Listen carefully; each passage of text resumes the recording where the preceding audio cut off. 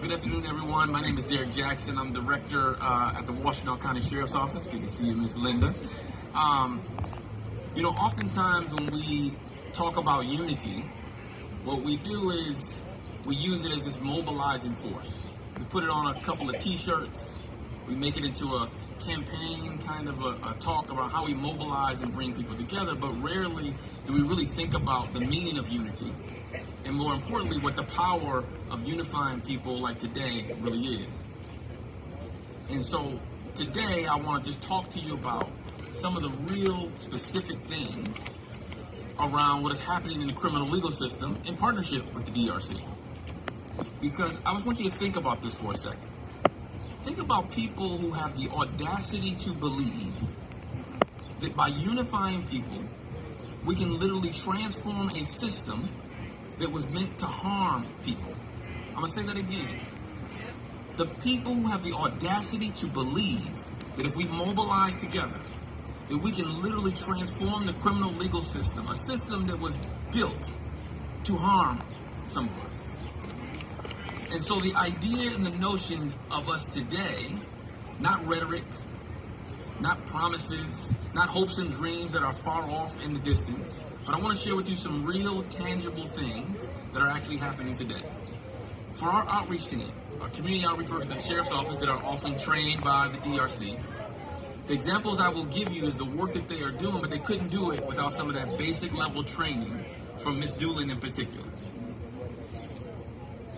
So think about a system in Washington County where 80 to 85% of the shootings in our community are retaliatory in nature. And all we do, and we have to do this in the Sheriff's Office, is make an arrest and lock someone up, try and get the bad person off the street.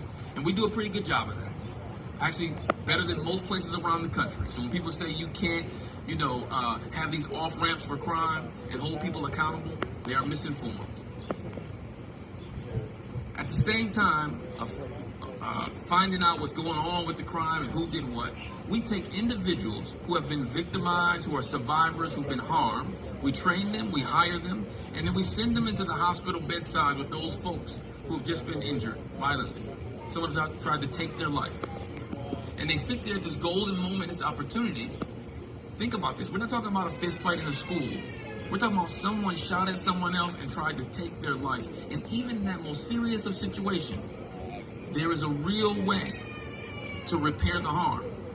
To have the person who's sitting in that hospital bed work with someone to deal with the anger, the fear, and the trauma of almost losing their life, and agree to not pick up a weapon and go to harm somebody else.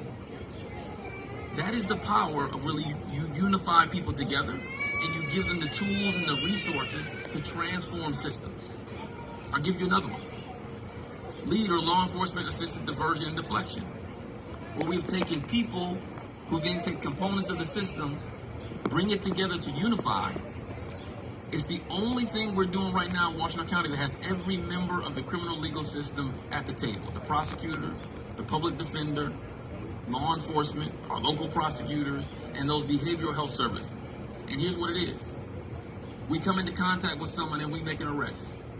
They've been arrested 14 times because of addiction, of mental illness, of homelessness, of extreme poverty. And the only thing we know how to do is arrest them. The only thing the community knows how to do is to call us to arrest them. But guess what we do now? It is required that an officer who comes into contact with someone in that situation offers the opportunity in lieu of arrest to get connected to social workers, to restorative justice workers, to people that can help that individual that people have forgot about. And I'll give you a real story. A young man that I've known since he was a young teenager that has struggled with mental illness. When I worked at Ozone House, we dealt with him a lot on the streets. As he got older and his youth faded away, people shunned him. He didn't have the resources to get the care that he needed, and so he turned to drugs to self-medicate. And now on top of mental health challenges, he has addiction issues. He has been trespassed from every single business in the Michigan Ave and Ecorse corridor here in Ipsy. Every single one has trespassed him. We've arrested him more than 52 times. He has more than 370 charges over a 13-year period. And guess what? Even his family has called to say, someone come help us. But today now, We can offer him, in lieu of arrest, something different. For the first time in 13 years, 4 months, he's been clean and sober. For the first time in his life that we know of, he actually admitted he had an issue and went into treatment. And I use those real examples to say it's not rhetoric. It is not just hopes and dreams and aspirations that are far off. Because of this and the work that we're doing in unifying people and unifying systems, we are actually not only reducing the harm in the system, but in many cases, like in this young man's life, we are actually making his life better through the systems that were initially created to harm us. And so for those people who run around our community espousing unity, but doing it through divisive tactics, they don't understand the power of what today is.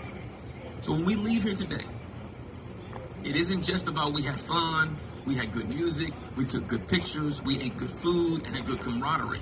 But this is what allows us to build those things that are actually changing people's lives. So Belinda, Jermaine, and the whole crew, thank you for training us and teaching us how to do this work. Thank you for unifying us and bringing us together. And tomorrow, after we wake up from this great event, we get back to work and actually transforming lives. So thank you very much.